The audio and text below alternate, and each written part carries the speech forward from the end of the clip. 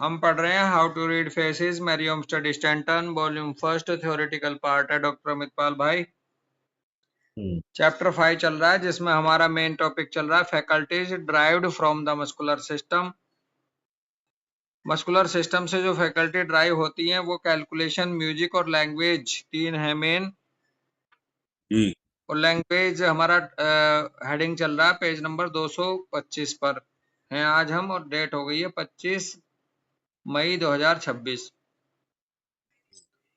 Page number 225 पे Mary ओमस्टेड कह रही हैं कि इन दिस कोटेशन, ये जो ऊपर अभी रस्किन साहब ने कोटेशन दी थी, कोटेशन ये दी थी कि to teach the meaning of a word thoroughly is to teach the nature of the spirit that coined it. The secret of language is the secret of sympathy, and its full charm is possible only to the gentle.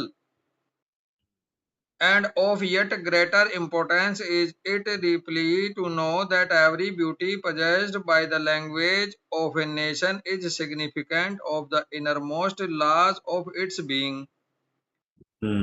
Keep the temper of the pupil stern and manly, make their associations courteous,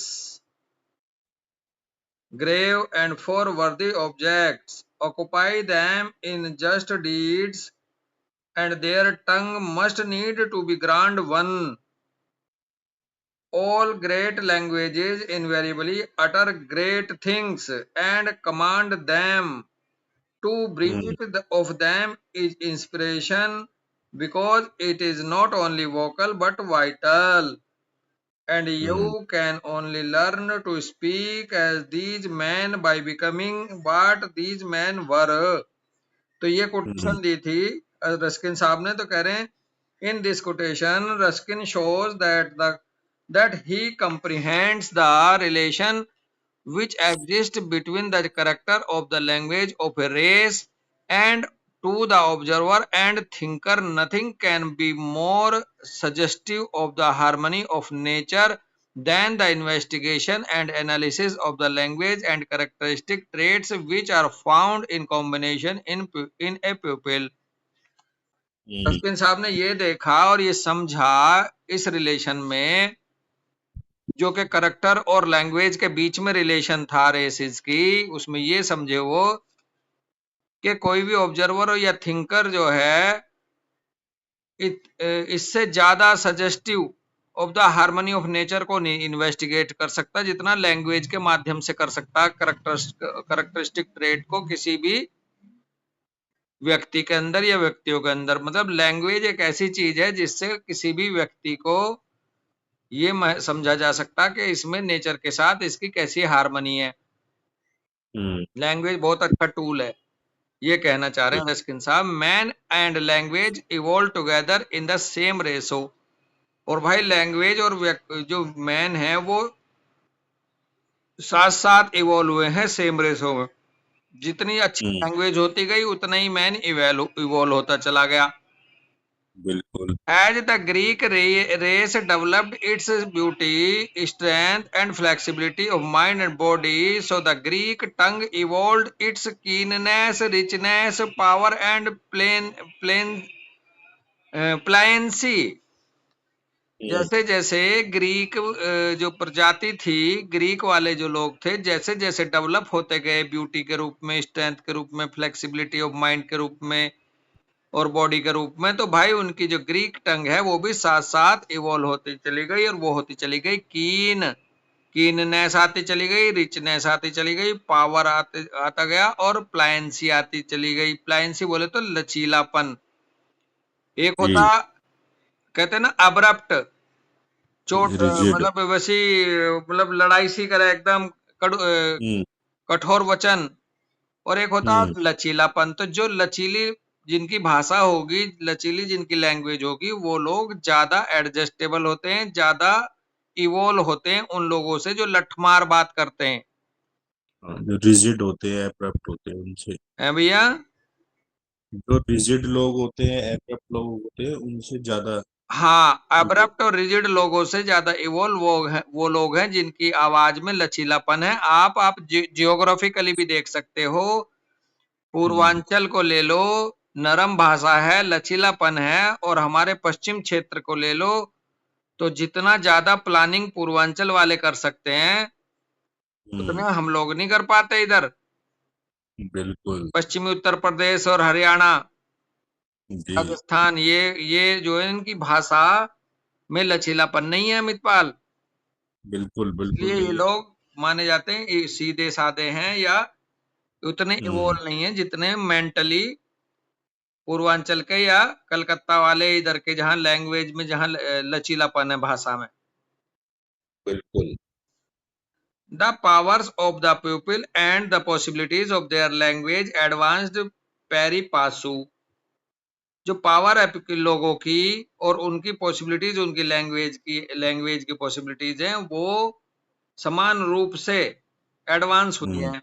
बात वही है कि जैसे जैसे man evolve हुआ, वैसे वैसे उसकी भाषा in tone, in compass, in harmony, in grandeur will a race rise in the direct ratio with the upward march of its physiological and anatomical formation.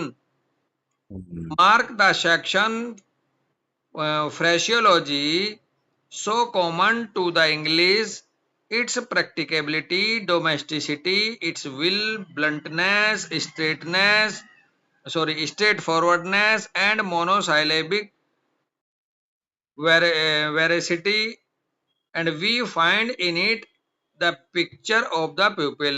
That's like all bone and muscles, the square bones and round muscles at that. English को इन्होंने बड़ी अच्छी तवज्जो दी है दोस्त।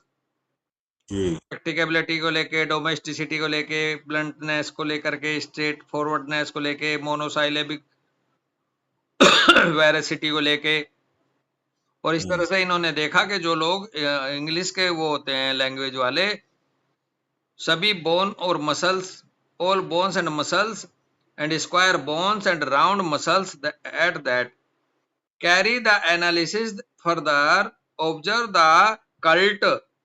Cult को भी हम्म, अगर हम ऑब्जर्व करें, कल्चर किसकी कैसी है, कह रहे हैं compare his emotional witty, artistic, sarcastic, vengeful, variable and imitative mind and polysyllabic language, and we have his bodily image before us: leafy, slim, flexible, handsome, rich colored, restless, and amusing. A blending in his anatomical makeup of small, round bones and supple, round muscles. ये actual में comparison कर रहे हैं उन लोगों से जिनकी bone square, जिनकी वो रहती है एक तरह से बोन और मसल को लेके कह रहे हैं। तो फिर वो ये कह रहे हैं कि जो लोग इमोशनल होंगे, विटी होंगे, आर्टिस्टिक होंगे, सार्कास्टिक होंगे, वेंजफुल होंगे, वेरिएबल होंगे, इमिटेटिव माइंड वाले होंगे, हम्म, पॉलीसाइलेबिक लैंग्वेज होगी, यानी कि एक बात को कई तरीके से घुमा के वो समझाने में कामयाब होंगे, जो एक तरह से हम्म, बात में उतार चढ़ाव करना जानते होंगे बात में। वो लोग आप देखोगे तो वो लीथी मिलेंगे, स्लिम मिलेंगे, फ्लेक्सिबल मिलेंगे, हैंडसम मिलेंगे, रिच कलर्ड मिलेंगे, रेस्टलेस और amusing and blending in is anatomical makeup. उनकी जो एनाटॉमिकल मेकअप है उनमें आप देखोगे उनके शरीर में small round bones, supple round muscles, उनमें राउंडनेस ज्यादा होगी दोस्त अमित। बिल्कुल जी। कह रहे हैं this analysis of form development and correspondence of language might be carried to great lengths and most of the characteristic of race be explained by a critical survey of its language और हम्म, vice versa. हम्म, analysis जो है from development और correspondence language का, ये आप बड़े पैमाने पर ग्रेट लेंथ विस्तृत रूप से कैरी कर सकते हो, करेक्टरिस्टिक को रेस की तुलना करके, क्रिटिकल सर्वे करके लैंग्वेज का। हम्म, A description of the language of a pupil might well be given from a scientific analysis of their bodily and facial peculiarities. क्या बढ़िया बात हम्म, है जी। कह रहे हैं किसी भी व्यक्ति की लैंग्वेज का जो डिस्क्रिप्शन है वो उसके साइंटिफिक एनालिसिस करके उसके बॉडीली और फेशियल पिक्युलरिटीज को जाना जा सकता है लैंग्वेज से। Hmm, this of course purpose presupposes a knowledge of scientific physiognomy, for without this science practically applied such comparisons could not be instituted। तो इसमें कह हम्म, रहे हैं इसमें कोई शक नहीं, ये प्री सपोजेज ए नॉलेज के रूप में जो साइंटिफिक फिजियोग्नोमी है बिना इसके किसी भी साइंस को प्रैक्टिकली तरीके से अप्लाइड नहीं कर सकते इस तरह के कंपैरिजन के रूप में, और ना ही उसको स्थापित किया जा सकता यदि आप लैंग्वेज की स्टडी नहीं करते हो हम्म, तो लैंग्वेज को जानना किसी साइंस को के डीप में जाने के लिए नॉलेज के बहुत जरूरी होता है दोस्त। शरीर को जानने के लिए उसकी लैंग्वेज इंसान की या उस रेसिस की बहुत जरूर काम करती है अमित। तो बिल्कुल लैंग्वेज से इंसान पहचाना जाता है भाई, सही बात है। तो आइडेंटिटी, है जी। इंसान की आइडेंटिटी भी है लैंग्वेज। हाँ, और आवाज में पता चला तेरी आवाज बड़ी दबी दबी है, तेरी आवाज क्यों कांप रही है, तू कुछ छुपा रहा है क्या? तो यार बिल्कुल सीधे बोलता है, आवाज कड़क है।